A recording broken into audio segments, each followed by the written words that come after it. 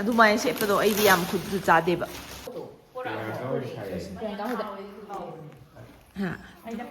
ꯃꯪꯖꯤꯜ ꯁꯤꯡꯖꯃꯩ ꯀꯩꯊꯦꯜꯒꯤ ꯃꯥꯟꯇꯣꯞꯄ ꯊꯤꯕꯁꯦ ꯐꯖ ꯗꯥꯗꯣꯅꯤ ꯆꯠꯂꯤꯉꯩꯗ ꯑꯩꯒꯤ ꯄꯔꯁ ꯇꯥꯍꯧꯔꯦ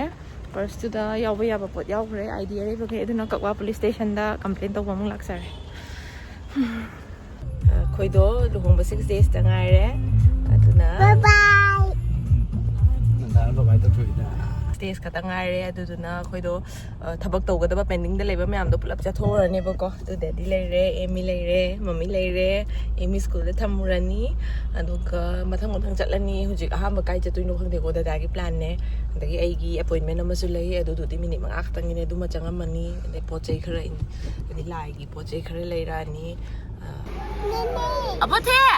ꯕꯖꯥꯔ ꯆꯠꯇꯣꯏꯗꯣ ꯍꯧꯖꯤꯛ ꯆꯠꯍꯧꯔꯣꯕ ꯍꯧꯖꯤꯛ ꯆꯠꯂꯣꯕ ꯆꯥꯕ ꯂꯣꯏꯔꯒ ꯍꯧꯖꯤꯛ ꯂꯝꯕꯤꯗ ꯑꯕꯣꯊꯦ ꯊꯦꯡꯅꯔꯦ ꯃꯣꯏꯁꯨ ꯕꯖꯥꯔ ꯊꯥꯗꯣꯏꯕ ꯑꯗꯣ ꯃꯣꯏꯗꯣ ꯕ꯭ꯔꯦꯛꯐꯥꯁ ꯂꯣꯏꯔꯒ ꯆꯠꯂꯣꯅ ꯍꯥꯏꯔꯦ ꯁꯤꯁꯤ ꯌꯦꯡꯉꯣ ꯌꯥ ꯏꯁꯩ ꯊꯥꯔꯒꯦꯀꯣ ꯍꯧꯖꯤꯛ ꯑꯕꯦꯝꯃ ꯊꯝꯃꯝꯃꯦ ꯑꯩꯈꯣꯏꯅ ꯆꯠꯇꯣꯏꯁꯤꯅ ꯗꯥꯗꯣꯅꯤꯒꯤ ꯃꯌꯨꯝꯗꯀꯣ ꯗꯥꯗꯣꯅꯤꯒꯤ ꯃꯌꯨꯝꯗ ꯆꯠꯂꯗꯤ ꯍꯣꯔꯦꯟ ꯍꯜꯂꯛꯄꯁꯨ ꯈꯔ ꯑꯗꯨꯝ ꯊꯦꯡꯉꯅꯤ ꯃꯁꯥ ꯂꯩꯔꯝꯃꯒꯗꯤ ꯁ꯭ꯋꯥꯏꯗ ꯑꯩꯅ ꯄꯨꯂꯤꯁ ꯌꯥꯝ ꯂꯩꯌꯦꯅ ꯈꯜꯂꯦ ꯀꯩꯅꯣꯃ ꯁꯪꯒꯥꯕꯒꯨꯝꯕ ꯂꯩꯕ꯭ꯔꯥ ꯈꯪꯗꯦꯕꯀꯣ ꯑꯆꯥꯄꯣꯠꯀ ꯌꯦꯜꯂꯣꯏꯗꯣꯏ ꯆꯥꯂꯒꯗ ꯂꯧꯖꯒꯦ ꯑꯣ ꯅ꯭ꯌꯨꯔꯣꯄꯦꯊꯤ ꯑꯦꯟ ꯁꯝꯊꯤꯡ ꯃꯌꯥꯝ ꯑꯣꯜꯂꯝꯗ꯭ꯔꯣ ꯁꯤꯗ ꯍꯥꯏꯔ ꯂꯩ ꯌꯥꯝ ꯊꯤꯅ ꯑꯣꯜꯂꯝꯃꯦ ꯍꯥꯏꯕ ꯑꯗꯣ ꯁ꯭ꯋꯥꯏꯗꯣ ꯌꯥꯝ ꯍꯥꯡꯉꯝꯃꯦꯕ ꯍꯥꯡꯉꯦ ꯁꯤ ꯂꯩꯔꯦꯀꯣ ꯃꯌꯥꯝꯒꯤ ꯐꯣꯇꯣꯒ꯭ꯔꯥꯐꯔ ꯗꯣꯅꯤ ꯁꯅꯁꯝꯒꯤ ꯃꯌꯨꯝ ꯈꯨꯍꯥꯏꯗꯣ ꯑꯩꯒꯤ ꯀꯩꯅꯣꯒꯤꯅꯦ ꯃꯔꯁꯤꯒꯤ ꯂꯩꯐꯝꯗꯣ ꯁꯤꯗ ꯑꯣꯏꯔꯝꯕꯅꯦ ꯁꯤ ꯌꯦꯟ ꯂꯣꯏꯔꯝꯃꯦ ꯒꯔꯥꯖ ꯑꯃꯁꯨ ꯑꯅꯧꯕ ꯂꯩꯔꯝꯃꯦ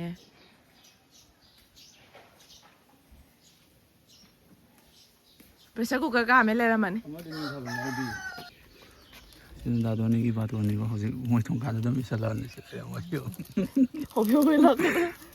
ꯑꯅꯤ ꯊꯣꯛꯅ ꯇꯧꯋꯦ ꯑꯃꯅ ꯁꯤꯅ ꯂꯨꯍꯣꯡꯕꯒꯤ ꯕꯥꯇꯣꯟꯅꯦꯕ ꯁꯤꯅ ꯗꯥꯗꯣꯅꯤꯒꯤ ꯄꯔꯁꯅꯦꯜꯒꯤ ꯕꯥꯇꯣꯟ ꯄꯔꯁꯅꯦꯜ ꯑꯣꯏꯅ ꯇꯤꯟꯅꯕꯒꯤꯁꯤꯅ ꯂꯨꯍꯣꯡꯕꯒꯤ ꯕꯥꯇꯣꯟꯁꯦ ꯃꯤꯗꯤ ꯒꯤꯐ ꯀꯌꯥꯝ ꯄꯤꯅꯔꯦ ꯉꯁꯤꯗꯤ ꯒꯤꯐ ꯁꯣꯠꯂꯒꯦ ꯂꯣꯏꯔꯀꯥꯟꯗ ꯑꯣꯏꯅ ꯄꯤ ꯂꯣꯏꯔꯀꯥꯟꯗ ꯃꯥꯅ ꯄꯥꯝꯖꯕꯤ ꯑꯃ ꯂꯩꯌꯦ ꯑꯗꯨ ꯑꯣꯏꯅ ꯇꯧꯔꯒꯦ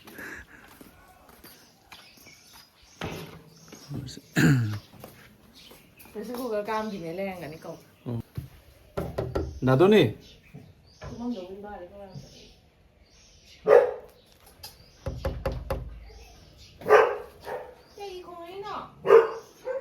ꯊꯣꯡꯂꯣ ꯂꯩꯔꯦ let's see ꯗꯥꯗꯣꯅꯤ ꯇꯦꯕꯥꯏꯅꯦ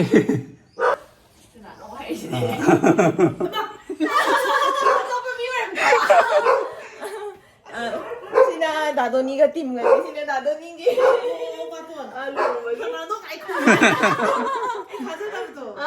Ay ne karam ne dong man de si ba ma di sina Dadoni manak chatladi halakne khangdabane do asi tawe Swift to puro no yare Swift ki si duna keno da lengani ba akhoi paungda Ada si do yaw so mai keno do blood box to akhoi do Dadoni manak Ada zero si yangane ba adum si su ne aina chatlagi hydrate adum wari no ngai lei doi wari yam no ai ba Dadoni se do endok to jagat ki wari he do sana la box to si si sang do zero so yangane ba ala thong te to Dadoni do insurance te ke do yaw bu oh pa Chelsea huji ahamba stop se kai no ahamba stop Kurai Lamlong da lai Kurai Lamlong da caterer unaba chatoi ba catering gi atai na taw banate khoi gi senior ko ai gi di senior dada gi namu junior Chandigarh da khoi lemin ba hai tare khangna ba da mu chana ma lai ma gi da hai be chatoi ne ba ko han dai hai le re do menu decide to bu finalize oi ba chatoi ne hojik se ado ma wari chana ro gi mathang update tor ke ko Ido caterer unarure aduda wari sanai nge se phone se lising lag san ba ko thabala tai myam bagi da so aduduna wari se phajana sana ba phang ꯍꯥꯏꯗꯤ ꯚꯤꯗꯤꯑꯣꯒ ꯅꯝꯕꯗꯣ ꯀꯩꯅꯣ ꯇꯧꯗ꯭ꯔꯦꯕ ꯇꯟꯖꯥ ꯆꯥꯗ꯭ꯔꯦꯕꯀꯣ ꯍꯧꯖꯤꯛꯅ ꯗꯗꯥꯒꯤ ꯃꯃꯥꯟꯅꯕ ꯑꯃꯒꯤꯗ ꯕꯥꯇꯣꯟ ꯄꯤꯕ ꯆꯠꯂꯤ ꯑꯗꯨꯒ ꯃꯊꯪ ꯑꯃꯨꯛ ꯌꯨꯝꯗꯁꯨ ꯑꯃꯨꯛ ꯀꯩꯅꯣ ꯉꯥꯏ ꯂꯩꯔꯦ ꯍꯥꯏꯕ ꯀꯥꯔꯄꯦꯟꯇꯔ ꯉꯥꯏ ꯂꯩꯔꯦ ꯍꯥꯏꯕꯀꯣ ꯊꯣꯡ ꯄꯥꯟꯕꯒꯤ ꯑꯗꯨꯅ ꯑꯗꯨ ꯅꯪꯅꯕ ꯑꯃꯨꯛ ꯆꯦꯟꯅꯗꯣꯏꯅꯦ ꯌꯦꯡꯉꯁꯦ ꯀꯃꯥꯏꯅ ꯇꯧꯒꯦꯅ ꯉꯁꯤ ꯗꯗꯥ ꯏꯕꯥꯅꯤꯒꯤ ꯃꯁꯛꯁꯦ ꯑꯃꯨꯛ ꯑꯩꯅ ꯁꯨ ꯀꯨꯏꯅ ꯉꯥꯏꯍꯟꯕꯒꯤ ꯗꯗꯥꯁꯦ ꯋꯥꯔꯝꯃꯅꯤ ꯁꯤꯅ ꯁꯉꯥꯏ ꯐꯦꯁꯇꯤꯚꯦꯜ ꯍꯧꯕꯒꯤ ꯆꯦꯛꯀꯤꯡꯒꯨꯝꯕ ꯇꯧꯕ ꯁꯦꯀ꯭ꯌꯨꯔꯤꯇꯤ ꯌꯥꯝ ꯂꯩꯔꯦꯀꯣ ꯑꯗꯨꯛꯀꯤ ꯃꯇꯤꯛ ꯌꯥꯝ ꯂꯩꯔꯦ ꯁꯣꯝ ꯅꯥꯀꯟꯒꯤ ꯂꯝꯕꯤꯁꯦ ꯌꯥꯔꯤꯈꯩ ꯊꯤꯡꯖꯤꯜꯂꯦ ꯀꯣꯅꯨꯡꯃꯥꯡꯂꯣꯝ ꯁꯥꯏꯁꯤꯗꯤ ꯅꯣꯡ ꯅꯤꯅꯤ ꯆꯠꯄꯤꯗ꯭ꯔꯁꯨ ꯌꯥꯔꯅꯤ ꯍꯩꯖꯤꯡꯄꯣꯠꯀꯤ ꯇꯝ ꯇꯝꯅ ꯁꯦꯝꯕ ꯍꯧꯔꯦꯀꯣ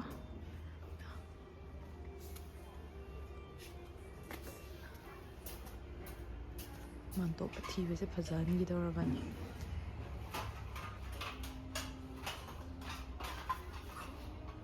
ꯑꯣꯏꯗ꯭ꯔꯕꯤ ꯑꯅꯤꯅꯦ ꯁꯤꯗ ꯊꯕꯛ ꯑꯃ ꯍꯥꯏꯕꯗꯅꯦ ꯅꯥꯎꯔꯤ ꯃꯔꯨ ꯄꯥꯈꯣꯟ ꯑꯃ ꯁꯤꯕꯗꯅꯦ ꯍꯜꯂꯛꯇꯕꯤ ꯄꯨꯡ 8ꯗꯩ ꯊꯣꯛꯈꯤꯕꯕꯨ ꯍꯟꯖꯜꯂꯛꯇꯦꯕ ꯁꯣꯝꯗꯅ ꯉꯥꯏꯅ ꯂꯩꯔꯕ ꯊꯕꯛꯇꯣ ꯅꯪꯅꯕ ꯂꯥꯏꯒꯤ ꯄꯣꯠꯂꯝ ꯂꯩꯔꯨꯒꯦ ꯑꯗꯨꯒ ꯍꯣꯔꯦꯟ ꯍꯜꯂꯛꯑꯒ ꯑꯩꯈꯣꯏꯒꯤ ꯃꯤꯁꯇꯔ ꯏꯁꯧꯒ ꯑꯃꯨꯛ ꯀꯩꯀꯩ ꯈꯟꯅꯒꯗꯕ ꯃꯈꯥ ꯇꯥꯕ ꯑꯃꯨꯛ ꯈꯟꯅꯈꯤꯒꯦ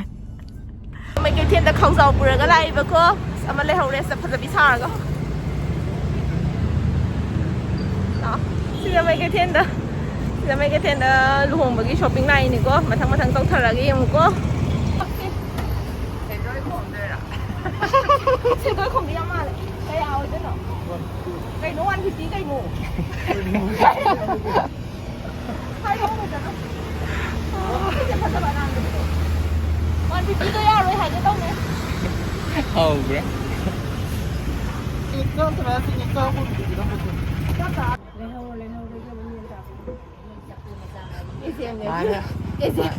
mana upi mas isigi bane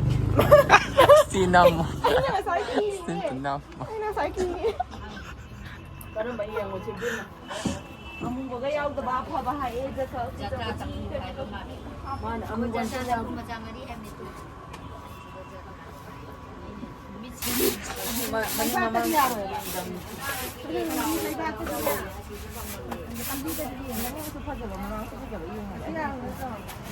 ada kambi machado kambi macha macha dia sigi Luhongbagi sini ada Luhongbagi ni oh baby lah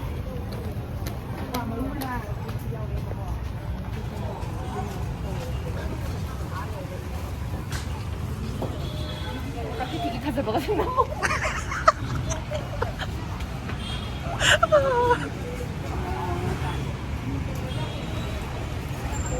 video nanti tidak ada boleh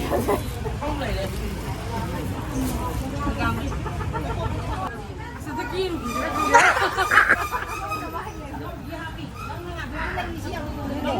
Singjamei kaitheangi không nắp đi xin nam mô nè anh tôi xin nam mô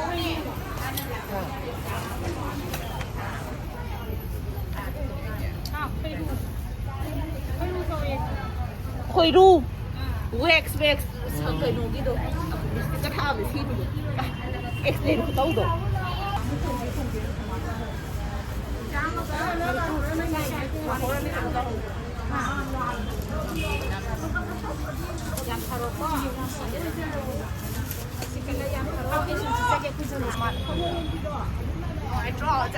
sunu yaw rin nè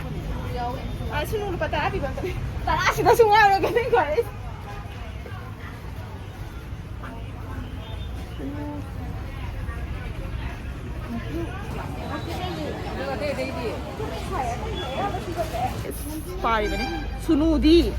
sunu tara sina HOD da kano ako pesa kai tharang na ba thakatoi bai na mangda kambi pu bana pu ba adagi mora pu bana pu ba pura ga chale ko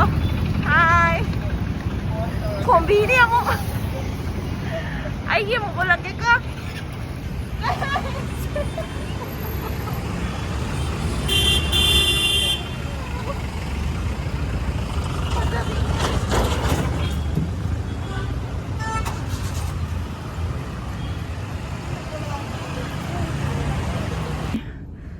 ꯑꯩꯈꯣꯏ ꯑꯍꯨꯝ ꯀꯩꯊꯦꯜ ꯀꯥꯔꯨꯔꯦ ꯑꯌꯥꯝꯕ ꯄꯣꯠ ꯂꯨꯍꯣꯡꯕꯒꯤ ꯂꯩꯕ ꯂꯣꯏꯁꯤꯜꯂꯦ ꯍꯩ ꯔꯥ ꯂꯩ ꯅꯨꯡꯗ ꯉꯥꯏꯔꯦ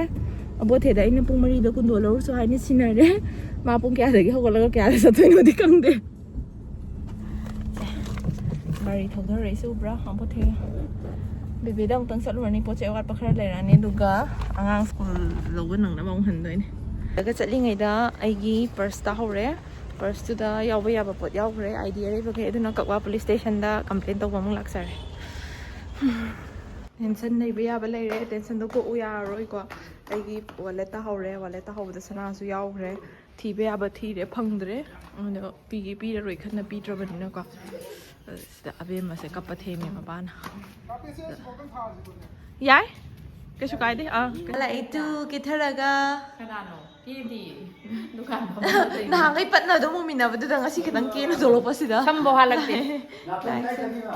ꯃꯃꯥꯟꯅꯕ ꯊꯤꯟꯕ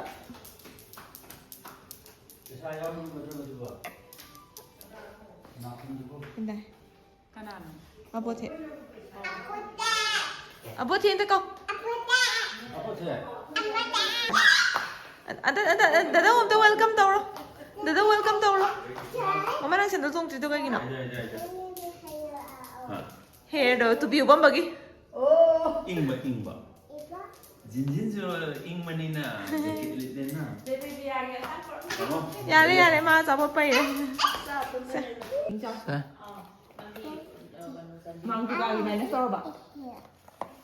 ꯁꯤꯅ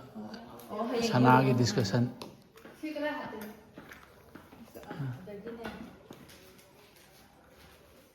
sini udah setelah pangkas udah sehari Pak.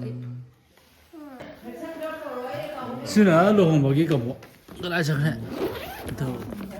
Luhongbagi cuma yang dulu gua masih udah. Yang tias ketemu itu sih.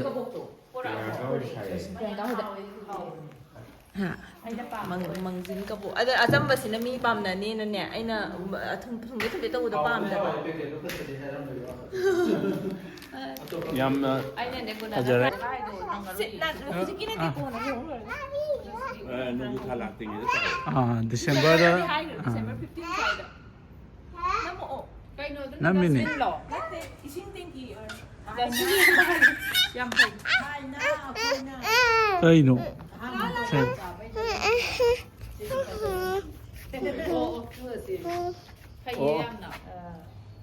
Now I give plastic lain pote na. Dore.